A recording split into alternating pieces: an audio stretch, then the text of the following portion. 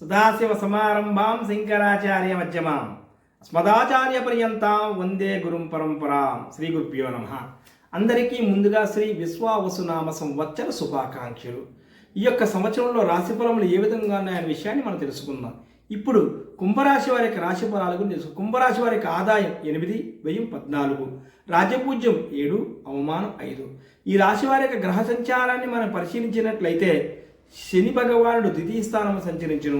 శని సంచారం కొంతవరకు ఇబ్బంది కలిగించినట్టుగా ఉంటుంది. ఇక గురుడు పంచమ స్థానంలో సంచరించడం అంటే ద్వితీయాధిపతి ఏకాదశాధిపతి అయిన గురుడు పంచమ స్థానంలో సంచరించడం వల్ల అధికమైన ఆదాయ మార్గాలు వీరికి ఈ సంవత్సరం ఉంటాయని మనం ఖచ్చితంగా చెప్పవచ్చును.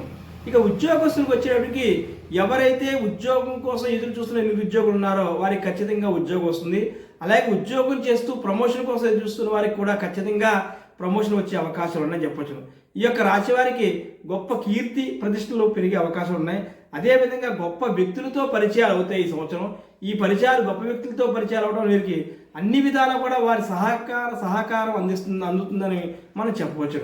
ఇక వీరు భార్య విషయానికి వచ్చేటప్పటికి పిల్లల విషయానికి వచ్చి తగు జాగ్రత్త వహించాల్సిన అవసరం ఉంది. చిన్ని గొడవలు వచ్చే అవకాశం ఉన్నా కూడా ఆ ఒక్క విషయంలో జాగ్రత్త పాటించండి.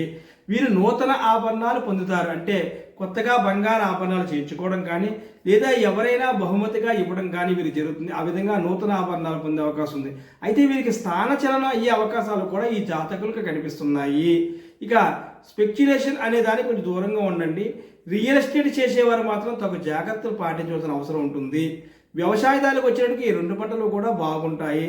వ్యాపారస్తులు కూడా అద్భుతమైనటువంటి లాభాలు కలిగే అవకాశాలు ఉన్నాయి.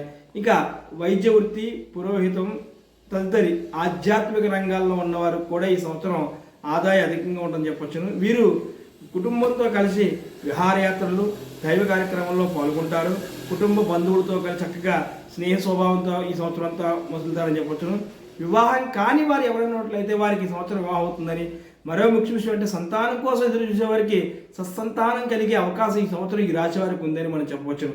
మొత్తం మీద చూసినట్లయితే కుంభరాశి వారికి శని వల్ల చిన్న ఇబ్బందులు అంటే ఆరోగ్యపరమైన ఇబ్బందులు, చిన్న అవమానాలు, మాట పట్టింపులు కలుగుతాయి. కాబట్టి వారు శని భగవానికి పరిహారాలు చేసుకున్నట్లయితే ఆ ఇబ్బందులు కూడా ఉండవు. వీరు ముఖ్యంగా శని భగవాన్ పరిహారం అనగా అమ్మవారిని ఆరాధించడం, ఈశ్వర ఆరాధన, ఆంజనేయుని ఆరాధించడం, శనిత్రయోదశి వచ్చినప్పుడు తైలాభిషేకం చేసుకుని తిలలు దానం ఇచ్చినట్లయితే మంచి ఫలితాలు పొందుతారు. మొత్తం మీద చూసినట్లయితే ఈ రాశి వారికి అద్భుతమైన ఫలితాలు పొందే అవకాశం ఉంది. వీరి యొక్క అదృష్ట సంఖ్య 8. వీరికి కలిసి వచ్చే వారం శనివారము, శుక్రవారం.